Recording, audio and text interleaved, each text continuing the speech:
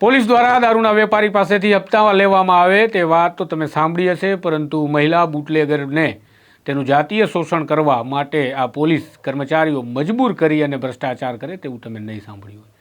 આવી ઘટના ગુજરાતમાં ઘટે છે અને આ ઘટના ઘટ્યા બાદ જિલ્લા પોલીસ વડાને આ ફરિયાદ મળે છે. જિલ્લા પોલીસ વડા આદેશ કરે છે કે કોઈને બક્ષવામાં ના આવે અને ખરેખર તેવું જ થયું. 2 પોલીસ કર્મચારીઓ સહિત 2 અન્ય શખ્સો વિરુદ્ધ ગુનો નોંધાયો, ધરપકડ થઈ ગઈ છે અને તેના વિરુદ્ધ કાર્યવાહી ચાલી રહી છે. વિગતવાર વાત કરીએ શું છે મામલો. નમસ્કાર, હું છું આપની સાથે તુષાર વસિયા. નવજીવન ન્યૂઝમાં આપનું સ્વાગત છે. ગીર સોમનાથ જિલ્લાની આ ઘટના છે. ગીર સોમનાથ જિલ્લાની એક મહિલા બુટલેગર પોલીસને ફરિયાદ આપે છે અને માધ્યમોને નિવેદન આપે છે કે મારા વિરુદ્ધ પોલીસ દ્વારા જે પ્રકારનું કૃત્ય કરવામાં આવતું હતું તે અમાનવીય બની ગયું, માટે હું ફરિયાદ કરી રહી છું.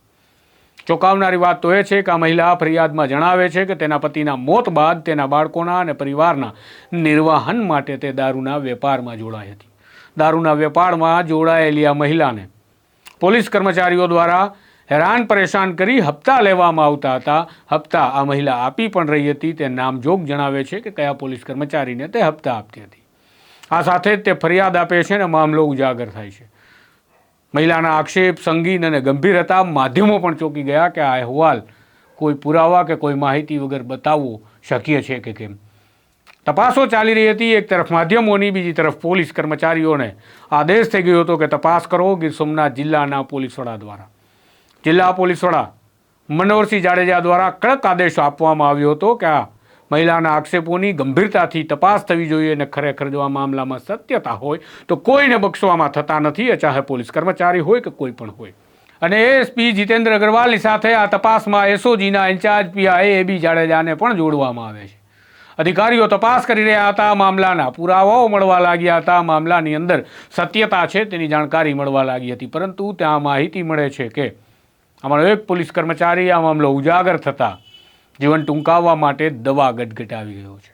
જેથી દવા ગટગટાવી ગયેલા પોલીસ કર્મચારીની શોધખોળ ચાલે છે. તેને હોસ્પિટલમાં ખસેડી જવામાં આવે છે અને હવે આ પોલીસ કર્મચારી આરોપી પણ બની ગયો છે, કારણ કે પોલીસને સંયોગિક પુરાવા મળી ગયા છે.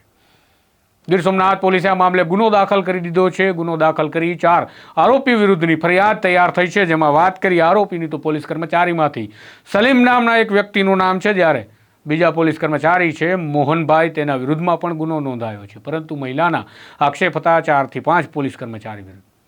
પોલીસ તપાસમાં સામે આવ્યું કે મહિલાને જ્યારે કેમેરા સામે નિવેદન લેવામાં આવ્યું પોલીસ દ્વારા, ત્યારે પૂછવામાં આવ્યું કે તમારા જે પોલીસ કર્મચારી પર આક્ષેપ છે કે તમને વિવિધ સ્થળો પર લઈ જઈ અને તમારા પર દુષ્કર્મ કરવામાં આવ્યું, તમારું જાતીય શોષણ કરવામાં આવ્યું, તેમને તમે ઓળખો છો કે કેમ?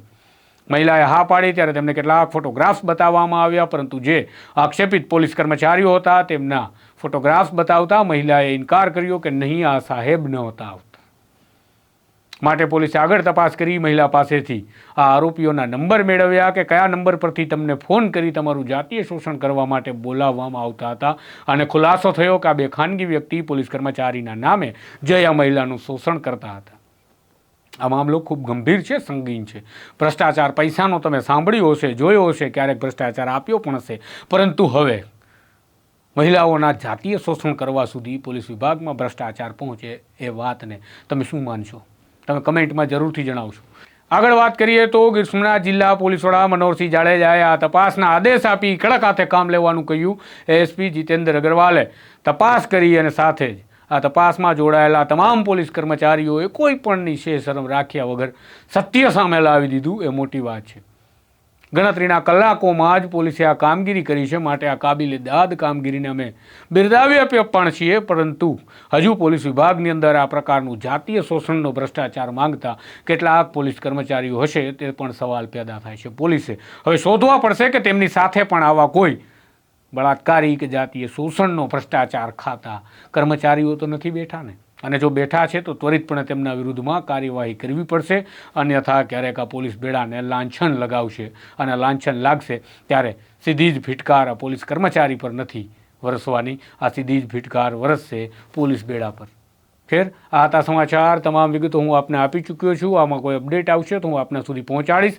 નવજીવન ન્યૂઝ દ્વારા અહેવાલ પ્રસિદ્ધ થાય છે. જો તમને પસંદ આવે છે આ પ્રકારના અહેવાલ અને વિશ્લેષણો તો તમે નવજીવન ન્યૂઝ સાથે જોડાય અને તમે તેની ચેનલને લાઇક, સબસ્ક્રાઇબ કરી શકો છો. નમસ્કાર.